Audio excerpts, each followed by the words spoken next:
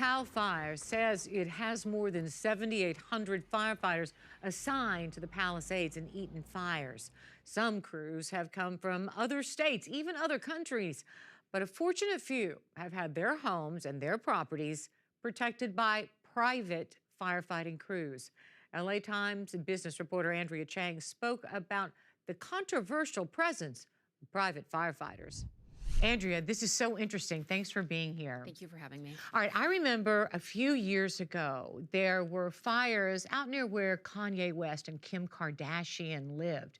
And there was real controversy about them using private firefighters. Oh, for sure. I mean, anything that Kim and Kanye do courts controversy, as you said, but the idea that really rich homeowners can save their properties by contracting out these private firefighters while their neighbors' homes or the homes just down the hill burn is very upsetting to a lot of people, especially with the Kardashians, kind of known water hogs, running up their allotted tally of gallons of water every month for a while, her and her sisters. So who are these firefighters? Where do they come from?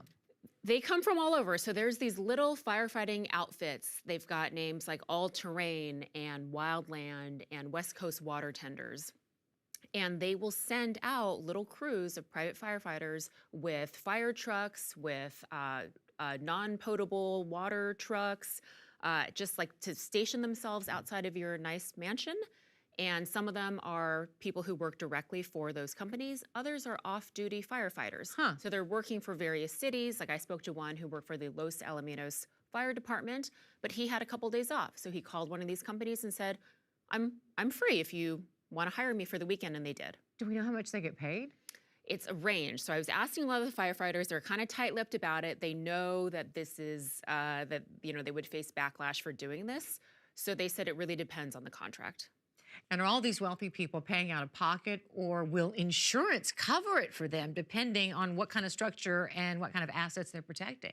It's both. Some of the wealthy homeowners are paying for the services themselves.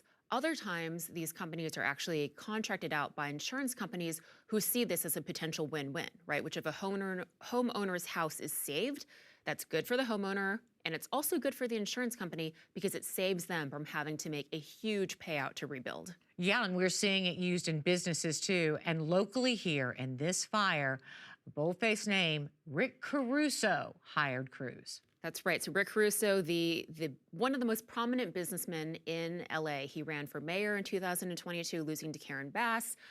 He is the owner and developer behind The Grove, the Americana in Glendale, and Palisades Village in Pacific Palisades. Now, a lot of people have been noticing that the Palisades Village, this beautiful white structure at the corner there in the Palisades, is pretty much unscathed. You know, you see the Erewhon. I drove by there the other day. Erewhon's still standing. The stores like Lululemon, Saint Laurent, the restaurants, kind of almost pristine, I would say. And then directly across the street, completely demolished. Now, we know of one business adjacent to Rick Caruso's development, but not part of his development, lost their business, Palisades, and yet Rick Caruso's building stood. So is there controversy about this?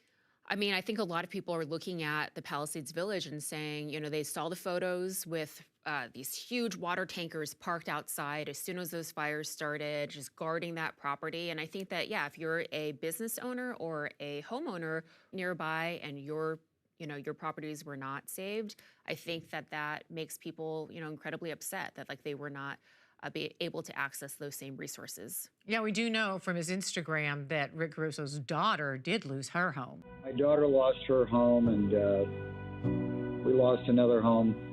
But, we're all together. We evacuated our home. And we're going to get through it.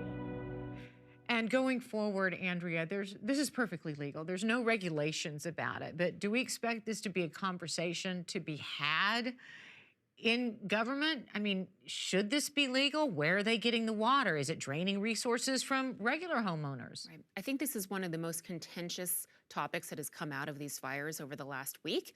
It actually started the very first day when a real estate investor called Keith Wasserman on Twitter tweeted out, "Does anyone have private firefighting services? I will pay anything." And he was just totally skewered. He had to take down that tweet from people who were like, this is just privilege, you know, to like an unbelievable extent.